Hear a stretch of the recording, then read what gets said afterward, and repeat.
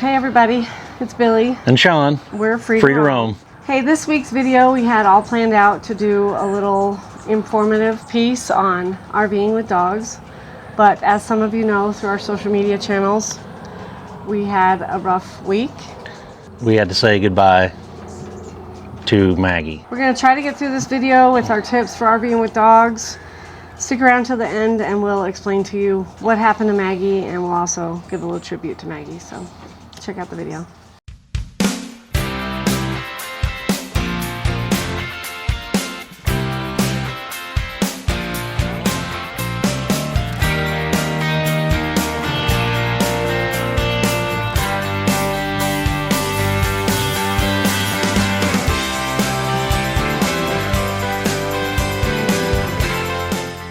So we've been doing this full-time RV life for a year, and when we hit the road, we had 3 dogs. We had Bealey, Grizzy, and Maggie. And it's a lot to RV with dogs, and we've had people ask us, how do you do it? How do you RV? How do you live in a small space with 3 dogs? Well, we thought we'd break down our best advice for you guys. Yeah. Now remember, it's our advice, so it might be different for other people. Yeah, this is not how to do it. This is how we do it. We're going to run down some of our favorite tips on what gets us by RVing with our dogs.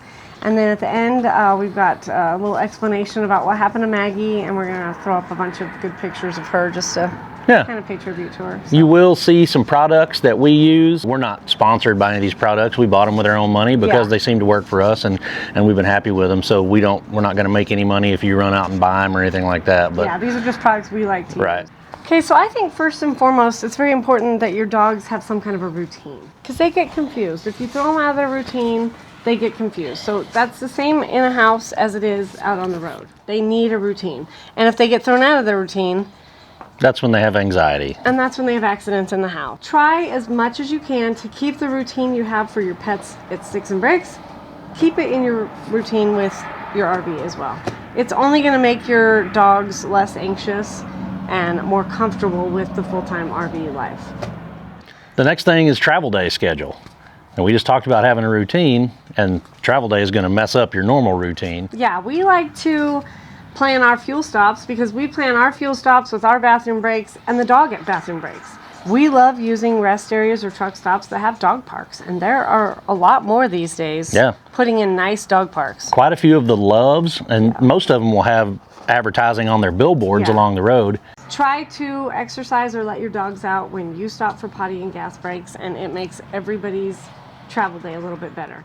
If you think about when you get to a place and how anxious you are, or how nerve-wracking it is to park your rig at your new place, well, throw into the mix that you have dogs that have to go to the bathroom. So if they've already gotten a drink and everything and they're sleeping peacefully while you're setting up camp, that makes it all that much easier. Okay, so the next thing that I think is important, speaking of travel day, is that you have some kind of a place for your dogs to sit in your vehicle. I know a lot of people just throw them up in the seat, but we like to put a canvas cover over our truck seat as well, so that you don't get any dirt and hair and other stuff on the seat. But for our little dogs, they like to be up a little higher where they can see, and it's a safety measure also. So for Maggie and Grizzy, we had these dog chairs. They're heavy-duty styrofoam, so they're strong and they're upright. The dogs can see a little bit better, and you can also buckle them in. You can buckle the seat in, and you can clip hooks to their harnesses too. Any of the products we have, I'll try to include the Amazon link in the description. Having a nice, comfortable place for your dogs to ride in your vehicle, whether it be in your drivable or your towing vehicle, just helps cut down on their anxiety as well. Okay, another thing a lot of people maybe don't think about when RVing with pets is what to do with them when they're outside the RV. We don't like tying them up. Yeah, I don't like tying them to a chain and just have them out there, because a rope or a chain or anything, a lead, gets tangled. It trips people. It kind of interferes with camp walking around. So we went out and bought fence panels. And what would you say the dimensions are of them? Ours are 24 inches tall. I think they're 36 inches wide. Don't quote me on that. But basically they're 2 by 3. They come in a pack of 8, so you can make a small fence yard. yard. I think the we pack comes with the gate too, and right? each pack comes with one panel that's a gate. Yeah. So we use 2 of them, so we have a little larger space because we have 3 dogs. When they're in storage, they're perfect because they slide in beside our slide tray on the 385 FL. We love it, and our setup here is great because we have a covered patio, so we got some turf carpet and a swimming pool and beds in there. Our dogs love it. Check with the park and see what their dog policy is and if they allow the kennels or how to have your dog outside. I will say that we don't just leave them outside in their kennel by themselves. When they're outside in their kennel, we're outside with them. They're not unattended, so they can bark at everybody or whatever. It's a great way to keep them from wandering off, and a great way to keep them from running off if they see a fellow camper walking by or a car going by to another spot or something like that. And I'm certain Maggie and Bealey could jump over these panels if they really wanted to, but they have never attempted to. So Right. They know psychologically that's the rule. works to keep them in. Next thing is, how do you water your pets at home and on the road? I prefer this little waterer in the truck on travel days because you just unscrew the top here and you fill it up with water, and it travels like this, pretty easy. But when I want to give the dogs a drink, I open it up and there's a push button here. And you push the button and you can see it fills the little tube with water, and the dogs can drink out of it right there. They love it. It's a great way to keep fresh water for them on travel days. If we get out of the truck and go for a walk somewhere, we can take that with us. I really like that on travel days because Billy can water the dogs and we don't have to build in an extra stop. Now, we also have rubber dog bowls. I'll show you a picture of them up here, but we like to get these rubber dog bowls from like Tractor Supply or something like that. There's a couple outside and there's one inside that we use as well because it just makes sure they have fresh water all the time. Right. They're easy to clean, they stack, they store, and we keep 1 or 2 in the truck as well, just if we're out going on a hike or whatever, we always have one just in case. So your dogs will get thirsty. Ours get thirsty quite often, so we try to make sure that we have a lot of fresh water ready for them to drink, but that's important. Well, just like your dogs need water, they need food. So keeping food in bulk in the RV is hard to do, honestly, because you want to find a place to store it. We have come up with a way to store our dog food in airtight plastic containers on wheels so I can move it around. It stays right next to our dinette. During travel day, it doesn't move. The top container is Grizzy small food, and the bottom container is for Maggie and Bealey. And I have a measuring scoop in there that measures out the perfect amount. It just works for us. I think that big container can hold one 40-pound bag. Okay. So when it gets empty or close to empty, we get another 40-pound bag and we throw that in there, and that lasts us quite a while. Have a food schedule and good food storage for your dogs in an RV. One of the other things you're going to want to do is go out and explore and just do some things, and your dogs can't always go with you. So how do you keep track of them in your rig while you're away? In our security system, we use blink cameras. And so what we have done is tied that in to our pet monitoring. We have the blink pan and tilt camera that lets us, as it says, pan and tilt and look all around the RV. And then we have another blink indoor camera that's a little more stationary that sits and monitors another area of the rig.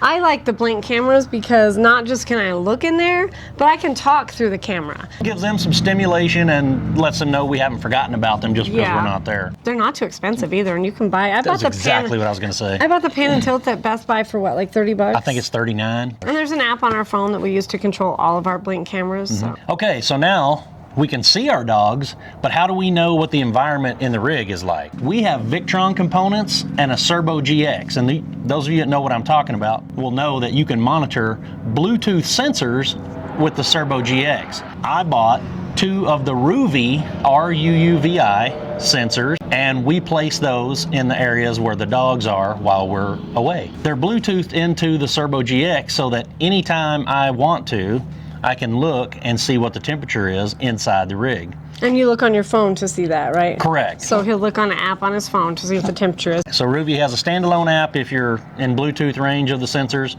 or since they are part of our Serbo GX, I can monitor that from anywhere in the world. Okay, I think another thing that helps dogs not be anxious living in a rig as opposed to sticks and bricks is having their own space. Now, we have 3 dogs, so Bealey has her own bed, Grizzy has her own bed, and Maggie would always sleep in our bed. I think it's important for, at the end of the day, for them to have their own space to go to, a safe space, if you will. Some people like to use a kennel or a crate. This can be difficult when you're living in less than 400 Yeah. square feet. Just do what works for you. And we've seen some folks that have done some really ingenious things with their rigs. Under the dinette or... Turning a love seat into a dog area. Right. Just do what works for you, but your dogs are going to benefit from having a place that they can go and call their own. This goes along the same lines as having a routine, is every night our dogs know that when I open the treat container and grab out 3 treats, they all go to their separate spaces. Bealey would go to her bed, Grizzy would go to her bed, and Maggie would go to our bed and wait. So they would anxiously wait for their treat because they knew bedtime meant treat time. Now, another tip that we have is Grizzy, our Pomapoo, is aging. Well, she's very small. She's only about 2 pounds, so she's very quiet. So when she wanders off, you don't know where she went. I have done a few things to her collar to make life better. First of all, she has a bell so that we know where she's at. Second of all, I have gotten an AirTag, an Apple AirTag, and I've put it on her collar, and then I activated it on my phone so that I can see where she's at any time. As a matter of fact, an AirTag is so cool that I cannot just see where she's at or find her, but I can also play a noise. If I hit play noise on her AirTag, it will beep, beep, beep, beep, beep until you find her. So someone else might help you find her. It's a good way to keep track of them. Yeah, it gives us some peace of mind. And like Bealey said, for a small dog, a little jingle bell and an AirTag, it just works great. It does. So if you have any kind of pets out on the road, you need to know where a vet is. You need to know where the nearest vet is, or a vet that you can use it. Finding a vet on the road is difficult, and we recently had to experience that ourselves. We did our research, we looked on Google, we found great reviews, we took recommendations of other people. But just like anything else, you have to do a little bit of research. Yeah, and a lot of vets will take walk-in clients just to get some quick shots or be seen for something not urgent, but maybe just like your dog got into some porcupine quills or something like that. A lot of vets will take walk-ins. If you are going to be in a local area, do the research ahead and see if there is a vet, just in case you have an emergency, you know where you can go to. So a lot of people know that these rigs are small, and if you have pets or children in them, they get dirty. So cleaning up after pets is a huge problem for a lot of people, especially dogs if they shed. We have a border collie, and she's got long hair and she sheds. So one of the things we did in order to cut down on her shedding was we shaved her. A lot of people are like, oh my gosh, you shaved a border collie, but she really doesn't look bad. And it totally cut down on the hair in our rig. I found 2 great products that I want to share with you. Once again, we bought these products on our own. One is a rubber bristled broom. It is awesome for getting pet hair off of hard floors and rugs. Like, you think you vacuum and it's gone, but I run that across our rug or our floor again and I get another pile of hair. So it's a great tool. I got it on Amazon. The other thing I use to clean up pet hair is a Shark vacuum, and I'll share the link of what it is. I think we actually found it at Walmart, but it is a great vacuum, and it folds up and gets put away. Plus it detaches, so it's a handheld or a stick vacuum. You know, we sweep every day, but it's only, what'd you say, 200 square feet? About less than 4 with Yeah. our slides all the way out. It's not a big rig. I can sweep it every day. So these are our best tips that we can give you for RVing with pets. And, you know, we'd love to hear what you guys have. Do you have pets? And do you have some tips that we didn't mention on our list? Because we'd love to hear them. Leave a comment down below. Let us know what kind of pets you travel with, how you make it work. This video actually started because one of our viewers thought it would be a good idea for a video. So Yeah. we'd love to give you guys what you want to see. So if you have another idea or some ideas about videos, leave that in the comments too. We'd love to hear from you guys. So those of you that don't know, we had to put Maggie down on August 4th. Around the end of June, we were playing in the lake, and she was doing her normal stuff, chasing a ball, running, just having a blast. So we took her into the vet for a sore leg, and they did x-rays, and they listened to her heart, and they said, oh my gosh, she has a significant heart murmur, and on x-rays, her heart was enlarged. Made another appointment for an emergency vet in Casper on July 4th because she had started breathing difficultly. So they did an x-ray and found some fluid on her lungs. Dr. Evans in Casper prescribed diuretics and 2 heart medicines for Maggie and gave her injections of those right away as well, and she started feeling better. She did respond to those medications. She responded very well to those medications. So we were excited. In the meantime, we had made an appointment at Colorado State University's veterinary hospital at the cardiology department because we wanted to find out ultimately what was causing her heart condition. So while we were waiting for that, though, she responded to the medicine and she was doing very well, and we were excited, and we thought, okay, she's going to have to be on medication for the rest of her life, but we can deal with this because we love Maggie. So we go to our appointment. I'll show video of our appointment at Colorado State University, but we go there and they do an echocardiogram where they can actually see her heart, and they gave us devastating news. She's been on heart medicine for about 2 weeks, and we're finally getting her in to see the cardiologist so they can do an ECG, an echocardiogram, and see what the damage to her heart actually is. She's feeling better and looking better, but we still want to know what's causing the heart problem. We're here. We're at the Colorado State University Veterinary Training Hospital. VTH, Veterinary Training Hospital.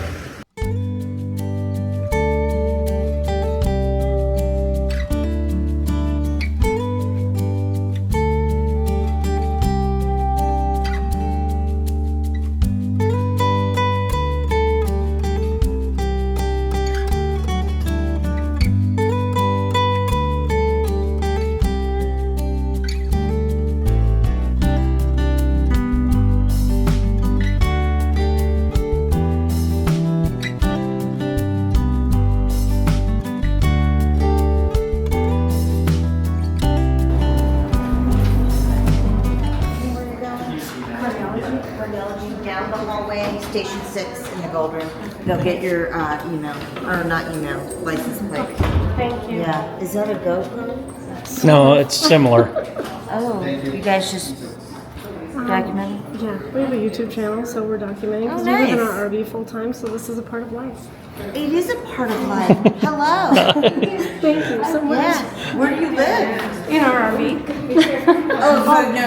All over the country. Where are you from? Wyoming. Okay, cool. Yeah, it's about 5 hours. Right. Yeah. Okay. We're excited to be Go here. see This is awesome. cardiology. Yes, hopefully they can do something for us. So thank you. Thank you.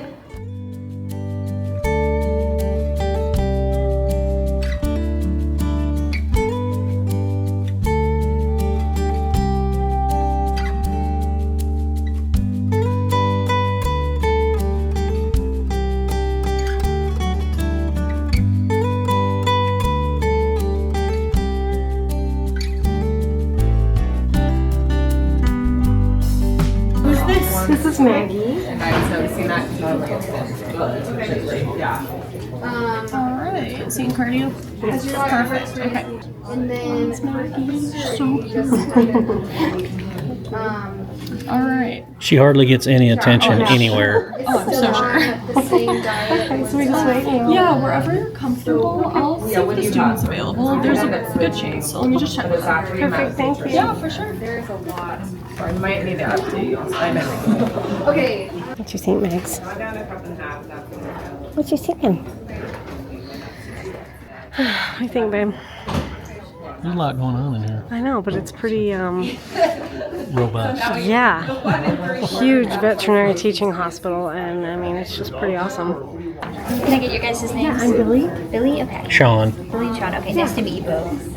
Can I bring you guys back to your room? Talk real quick? Great.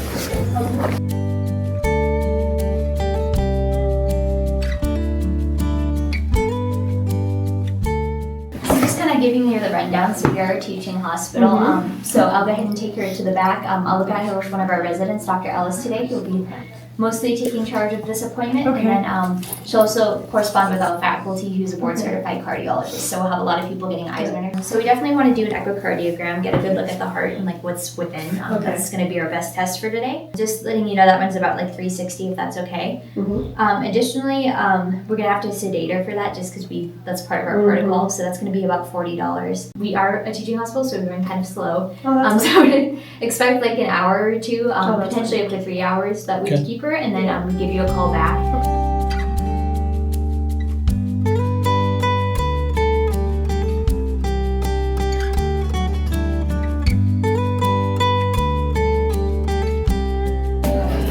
Thank you so much. Always, yeah. I'll be back. Okay. Okay. All right, Awesome. Thank you, Sarah. Okay, thank you. So we dropped Maggie off about 12:15 at the cardiologist at Colorado State University. And we left and we did some shopping, some running around. We sat down to eat lunch here at Raising Cane's, and it's about 2:20 right now, but they just called and said that they're done with their tests and that we need to come back so that the vet can talk to us. So we are headed back to the university now so that we can sit down with the vet and discuss what's going on.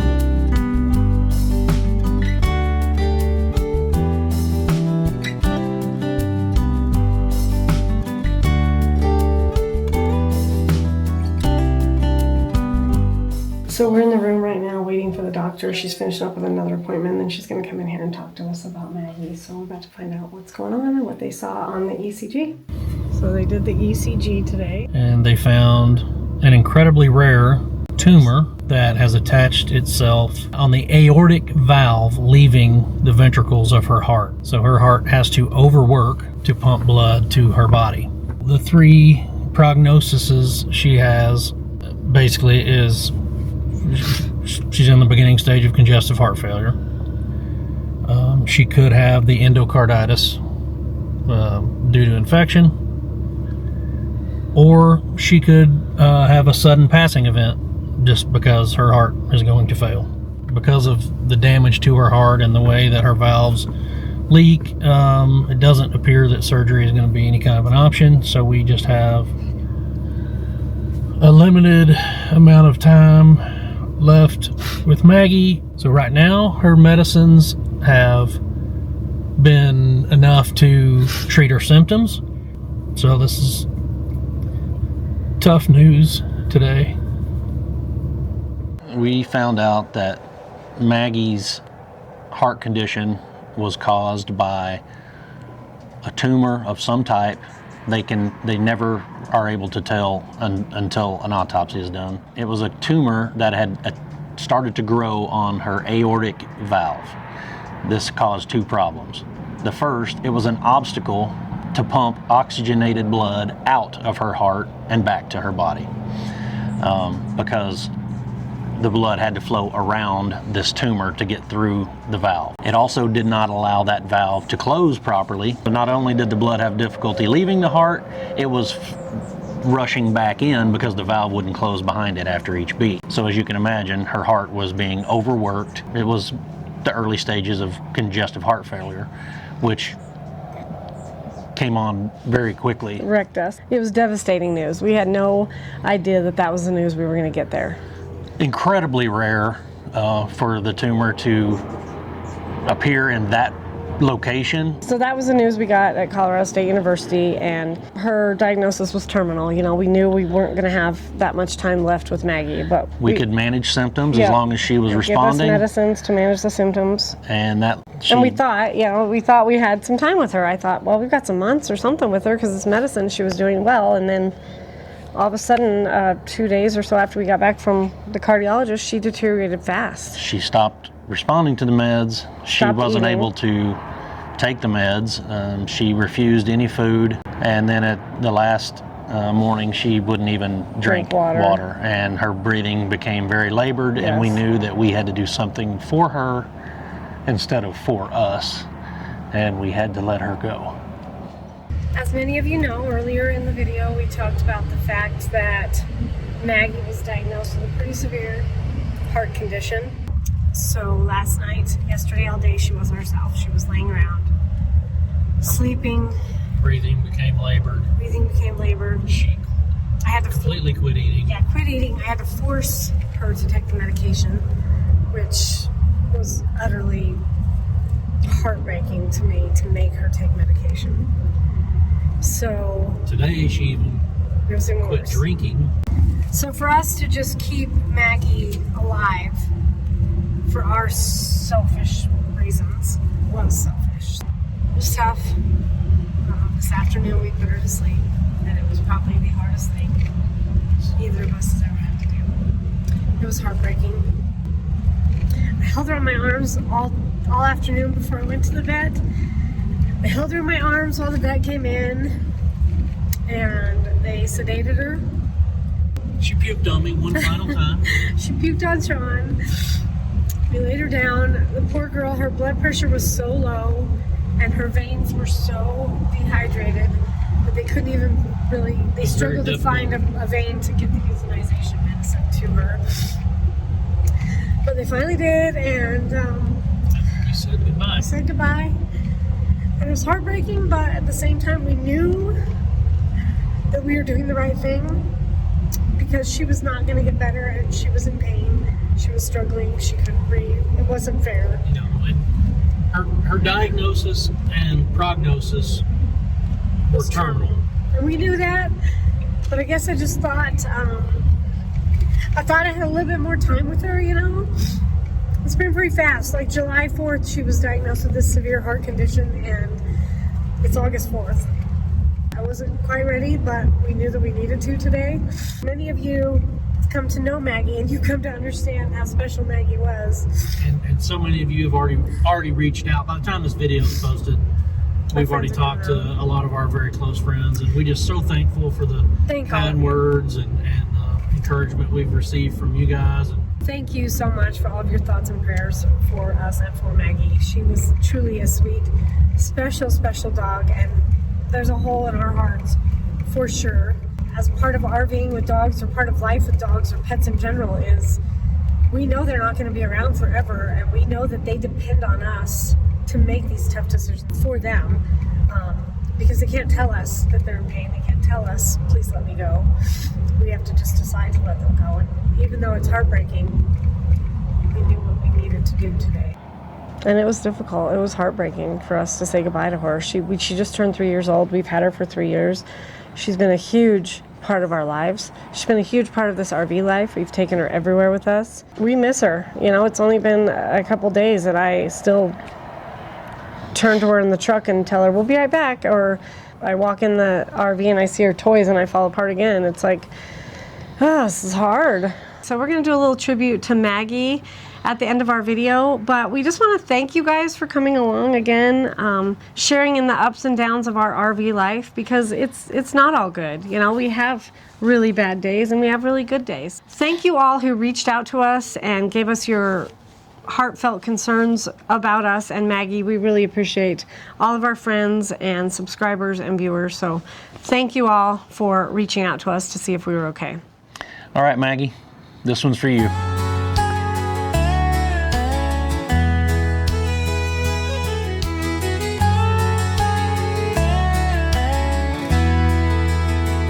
In the morning light, the dawn breaks clear.